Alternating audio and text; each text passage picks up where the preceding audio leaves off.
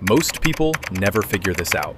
I used to feel really good about myself at the end of the day, when I'd listened to 2 podcast episodes, finished a chapter of a book, and watched a 20-minute explainer on YouTube. I felt like I'd done something. But then a friend asked me, casually, over dinner, "So what's the main idea of that book you've been reading?" And I just sat there. I gave him some vague thoughts about mindset. He nodded politely and changed the subject. That bothered me for weeks. Because here's the thing, I wasn't lazy. I was constantly consuming, but nothing was actually sticking. My habits hadn't changed, my work hadn't changed. I'd just gotten very good at feeling like I was learning without actually doing it. Turns out, that's a really easy trap to fall into. And the way out isn't reading more or listening to more. It's changing how you interact with what you're taking in. Here are 10 things that actually moved the needle for me. 1. Explain it back. The Feynman technique. Richard Feynman was a Nobel-winning physicist who had this rule. If you can't explain something in plain language, you don't really understand it yet. You've just memorized the shape of it. So here's what I started doing. After I finish a chapter, I close the book and I talk out loud. Just explain what I read, like I'm telling a friend. And the second I reach for a complicated word to cover a gap in my understanding, that's the gap. That's exactly where I need to go back. It feels awkward. It's supposed to. That awkwardness is the learning. 2. Reverse engineer things that already work. I stopped reading about writing and started tearing apart pieces of writing I admired. Same with design, with sales copy, with code. Find something that's already getting the result you want and ask, why does this work? Why this word and not that one? Why does this paragraph feel urgent? You'll figure out the rules the creator probably couldn't have told you directly. It's in the structure, not the advice. 3. Use it within 48 hours. This one changed things for me practically overnight.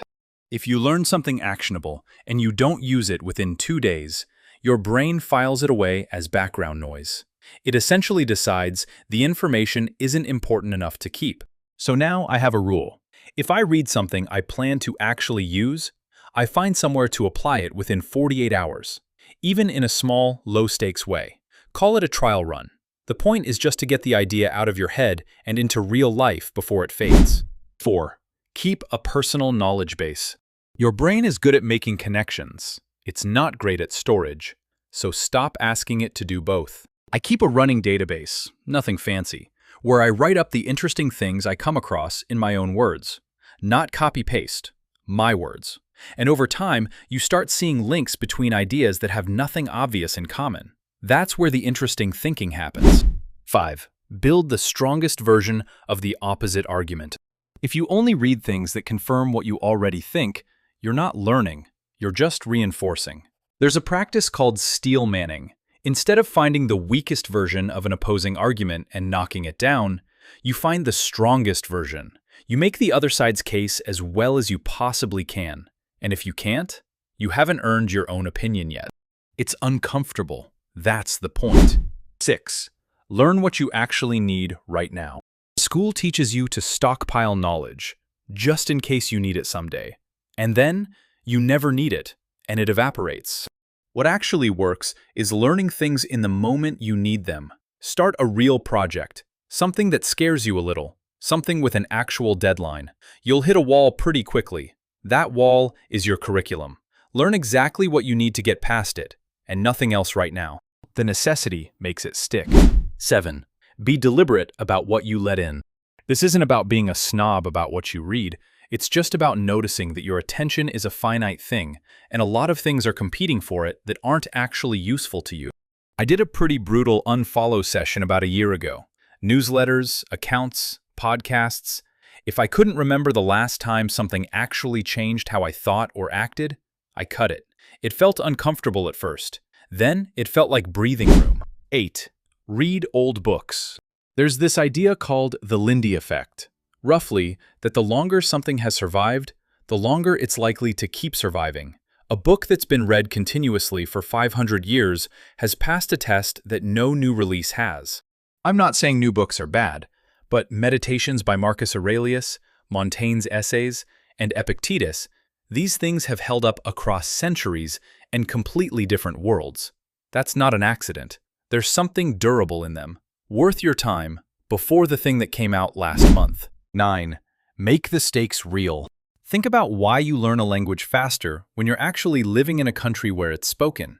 It's not the immersion, it's that the consequences of not learning are immediate and real. You can't get around them. You can manufacture that. Tell people what you're building. Post about it. Put a deadline out in public. It sounds small, but the psychology of it is significant. The discomfort of potentially failing in front of people is a surprisingly powerful motivator. 10. Figure out how you actually learn. Last one, and I think it's the one most people skip. Everyone absorbs information differently. I retain almost nothing from audio. I need to read and take notes. A friend of mine is the opposite. Reading puts him to sleep, but he can listen to a lecture once and remember it for months. Pay attention to when your brain is actually working well versus when you're just going through motions. Morning or night? With music or silence? After exercise or before? Run actual experiments on yourself. Once you figure out your own patterns, you stop wasting time fighting against them. Having access to information used to be an advantage. That's just not true anymore. Everyone has access to everything. What matters now is what you do with it. How quickly can you take something you don't understand, sit with the discomfort of not understanding it, work through it, and then actually use it? That's the skill, and it's learnable. Close this. Find something you've been meaning to understand. Try explaining it out loud right now to no one, just to see where you get stuck. That's where to start.